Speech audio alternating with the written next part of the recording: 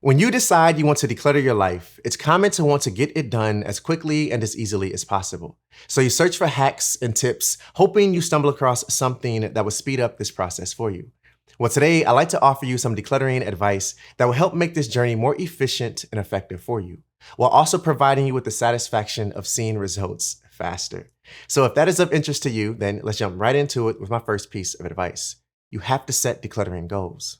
Before you can start letting go, you have to have a clear vision of where you're headed and what you're trying to accomplish. Setting these goals is a great way to help you learn how to declutter effectively and efficiently. It also becomes a lot easier to push yourself and build momentum when you have specific goals you're trying to reach. Here are some examples. How often do you want to declutter? Daily? Weekly? Monthly? Personally, I suggest you declutter as you live. This means doing a little bit every day as you go through your normal routine of life. Some other goals may include: when do you want to complete a decluttering project by? How much do you want to get rid of? How little do you want to keep? See, it's important that you're as specific as possible when setting your goals. This allows you to create tangible benchmarks for yourself that will serve as motivation and encouragement throughout your decluttering journey. Number 2 is understand that it will seem worse before it gets better. As you begin to declutter your life, you'll naturally start to question whether or not what you're doing is working. You may hit a few roadblocks and begin to stumble, but it's really important that you don't give up and revert back to your old habits. See, decluttering is not an overnight process. The clutter and mess in our lives doesn't just disappear with the blink of an eye. Although some of us probably wished it did, it doesn't. I'd like to share a story with you. At the beginning of my journey, I was making a ton of progress, so I thought. I bulldozed my way through my cluttered closet and was donating bags and bags of stuff every weekend, it seemed. Things were going great. I was confidently traveling down this path towards minimalism. That wasn't until I hit a wall I never saw coming. See, in this moment, I learned one of the most valuable lessons this journey has taught me. It gets worse before it gets better. What I mean by that is, although I was making a ton of progress at decluttering the clothes I no longer wore, that wall I hit was telling me that I still had so much more to deal with that wasn't as obvious as old t-shirts and baggy jeans. Of course, there was more physical clutter I've yet to uncover throughout my apartment at the time, but I didn't even scratch the surface mentally and emotionally. And for me, that was scary. I went from riding this high of letting go to staring at someone in the mirror I was just beginning to know, realizing that my decluttering journey was long from over. I shared this story with you to show you that I'm human just like you are, and to remind you that if this feels overwhelming, it will get better. It just might get worse first, but keep at it. Number 3 is start with what you need.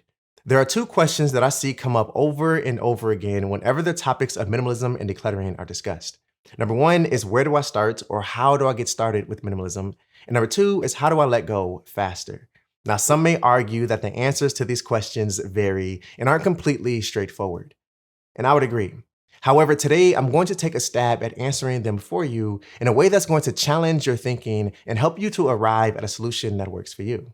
Now, asking where do I start with minimalism assumes that minimalism is the end result you seek, but it isn't. I'd argue that it's most likely purpose, peace, intention, and control over your life that you seek. And if that's true, then here's how I'd answer that question. Start with what you need. Ask yourself, what do I need to keep in my life that will lead me towards purpose, peace, intention, and control over my life? And if it does not serve a purpose, protect my peace, encourage intention, or support my efforts to regain control of my life, then I give myself permission to let go or question its significance. Now, in order to properly start with what you need, you have to get clear on your core values, because your values tell you what's important to you. And when you know what's important to you, you know what you need. And when you know what you need, you'll know exactly where to start. Number 4 is start easy and build towards sentimental items. As a matter of fact, I just talked about this in the last conversation I shared with you, all about how to declutter sentimental items, where I walked you through 10 solid ways to let go of sentimental clutter. And if you haven't had a chance to listen to it, I'll leave a link to that video down below. Now, in the context of this conversation we're having today, I thought I'd offer you a unique decluttering tactic that I'm sure is unlike anything else you've heard, and I'm confident that it will give you the satisfaction of seeing results faster. And that is the decluttering snowball effect. Start easy by decluttering those things that are a no-brainer.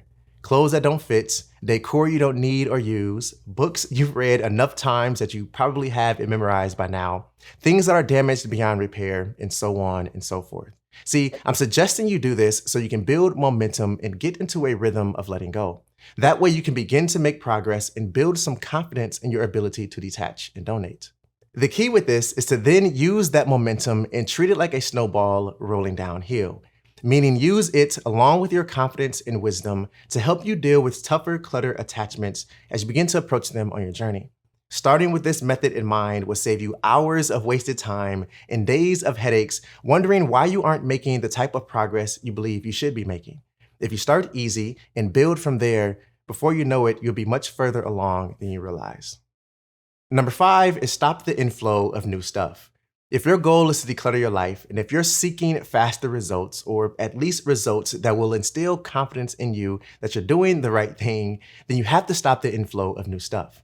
Now, there are a ton of minimalism rules and decluttering methods out there designed to help with this, such as one in, one out methods. Meaning if you buy one new item and welcome it into your space, then you should remove one item from your space in its place. This works great, and my wife and I have tried it, but it only works if you have the discipline to stick to it. If not, and it's okay if you don't, it's not going to work. Instead, I suggest that you don't buy anything at all until you've decluttered a significant amount of clutter from your life. I'm sure you've heard of the popular no-buy movement that is spreading like wildfire across social media and blogs. This movement is all about not buying anything new or spending money on unnecessary things for months at a time. I've even seen some people attempt to do it for an entire year, believe it or not. See, this is a good way to help you cut back on overspending and overconsumption as you begin to declutter your life. It's also challenging in many other ways because it forces you to adjust your habits and find new ways to enjoy life. Number 6 is consider donating instead of selling. I've learned in my own personal journey that sometimes you have to cut your losses, meaning you won't be able to sell everything you're looking to remove from your life, and you definitely can't expect to make back what you originally spent on it. Far too often, we allow ourselves to hold on to things for much longer than we need to because we lie to ourselves about what we could do with it instead. Have you ever said to yourself or heard someone else say that they plan to have a garage sale someday, or that an item might be worth something one day because you've heard that it holds its value pretty well?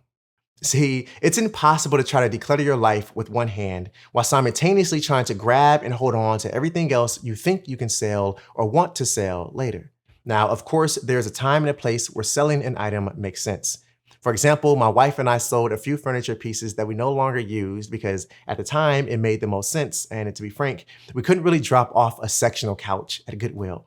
But we didn't try to sell everything. Most of our clutter we donated without a passing thought about how much we can make from it. So I want to encourage you to choose. Sell it if it makes sense, but consider donating or giving it away so you can move forward on your journey and not get held up for the sake of making a few dollars. Number 7 is give yourself some grace. You have to remember that you're not perfect, and it's okay if it takes you a bit longer than the next person or longer than you anticipated to declutter your life.